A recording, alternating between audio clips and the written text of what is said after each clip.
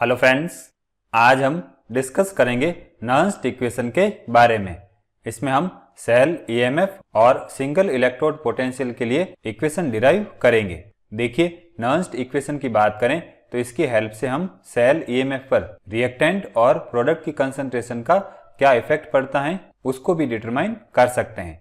अब इसके लिए हम एक रिवर्सिबल सेल की रिएक्शन सपोज कर रहे हैं, जिसको हम इस फॉर्म में रिप्रेजेंट कर रहे हैं।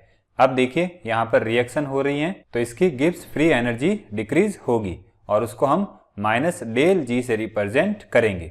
और जो डिक्रीज इन फ्री एनर्जी है उसकी वैल्यू को हम डिटरमाइन करने के लिए इस वेल नॉन थर्मोडायनेमिक इक्वेशन का यूज करेंगे। यहाँ पर जो माइनस डेल जी नॉट है वो रिएक्टेंट और प्रोडक्ट की standard state of unit activity में डिक्रीज इन फ्री एनर्जी को रिप्रेजेंट कर रहा है, और जो Q है वो रिएक्शन कोटेंट को रिप्रेजेंट कर रहा है, जिसमें हम प्रोडक्ट और रिएक्टेंट की एक्टिविटीज को रिएक्शन की गिवन स्टेज पर कंसीडर करते हैं।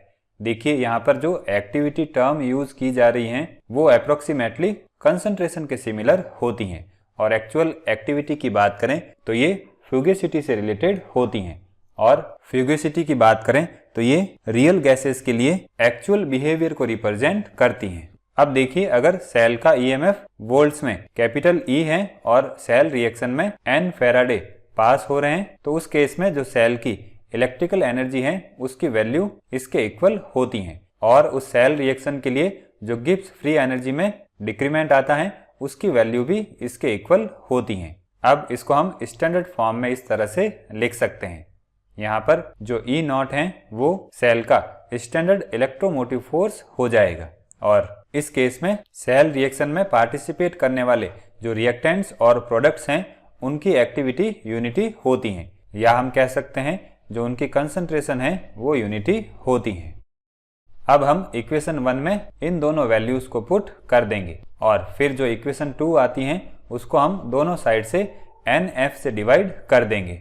फिर यहाँ से ये वैल्यू कैंसिल हो जाएगी और ये वैल्यू कैंसिल हो जाएगी, तो हमारे पास इक्वेशन नंबर 3 रहेगी। अब यहाँ पर नेचुरल लॉग है तो इसको हम बेसिक लॉग में कन्वर्ट करेंगे, तो यहाँ पर 2.303 आ जाएगा। अब देखिए, इक्वेशन 4 की बात करें तो इसमें हम इन सारी वैल्यूज को पुट करेंगे। देखिए, यहाँ पर हम जो वैल्यू पुट कर रहे हैं उसके लिए 25 डिग्री सेल्सियस टेम्परेचर कंसीडर कर रहे हैं, तो गैस कांस्टेंट की वैल्यू ये हो जाएगी, टेम्परेचर की वैल्यू केल्विन में ये हो जाएगी, और फैराडे की वैल्यू ये हो जाएगी। अब यहाँ पर ये केल्विन से केल्विन कैंसिल हो जाएगा, मोल से मोल कैंसिल हो जाएगा, और पीछे रहेगा जूल अपॉन कूलॉम, और इसको हम वोल्ट से रिप्रेजेंट कर सकते हैं। इसके लिए हमने इस रिलेशनशिप का यूज किया है। अब देखिए, जब हम सारी वैल्यूज पुट करते हैं तो हमारे पास ये वैल्यू आती है, तो इस वैल्यू को हम यहाँ पुट कर देंगे। फिर हम यहाँ पर Q की वैल्यू पुट करेंगे तो हमारे पास इक्वेशन नंबर 6 आएगी, और अगर हम यहाँ पर कंसंट्रेशन को रिप्रेजेंट करें तो हम इक्वेशन 6 को इक्वेशन 7 के फॉर्म में भी लिख सकते हैं। और इक्वेशन 7 की बात करें तो ये सेल ईएमएफ में रिएक्टेंट और प्रोडक्ट की कंसंट्रेशन में चेंज होने के साथ जो चेंजेस आते हैं उसको रिप्रेजेंट करती हैं, और इसको हम नर्न्स्ट इक्वेशन कहते हैं। और इसकी हेल्प से हम किसी भी सेल के लिए ईएमएफ की वैल्यू कैलकुलेट कर सकते हैं।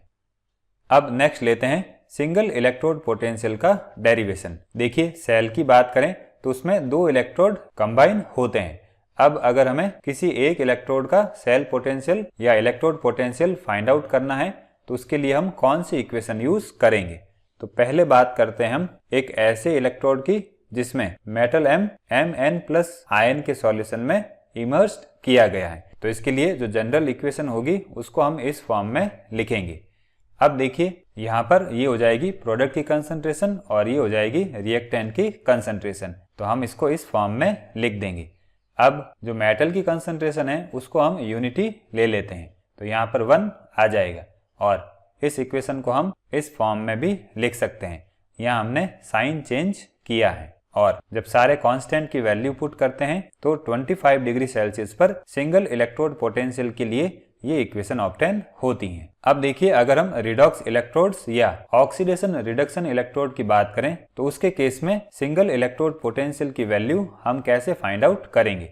तो इसके लिए हम Fe+3 Fe+2 इलेक्ट्रोड का एग्जाम्पल ले रहे हैं। इसके लिए जो इक्वेशन है उसको हम इस फॉर्म में लिख सकते हैं, और इसके लिए जो सिंगल इलेक्ट्रोड की रिएक्शन है उसको हम इस फॉर्म में लिख सकते हैं, या अगर हम साइन चेंज करें तो इसको हम इस फॉर्म में लिख सकते हैं। अब इसके लिए जो जनरल इक्वेशन होगी उसको हम किस तरह से लिखेंगे। देखिए, अगर हम Fe+3 की बात करें तो ये इसकी ऑक्सीडाइज्ड स्टेट होती हैं, और Fe+2 की बात करें तो ये इसकी रिड्यूस्ड स्टेट होती हैं। तो हम यहाँ पर ऑक्सीडाइज्ड स्टेट लिख सकते हैं और रिड्यूस्ड स्टेट लिख सकते हैं, और इसके लिए जो इलेक्ट्रोड पोटेंशियल होगा उसको हम इक्वेशन 10 और इक्वेशन 11 की हेल्प से रिप्रेजेंट कर सकते हैं। यहाँ पर हमने इक्वेशन को दोनों फॉर्म में रिप्रेजेंट किया है, मीन्स माइनस और प्लस में।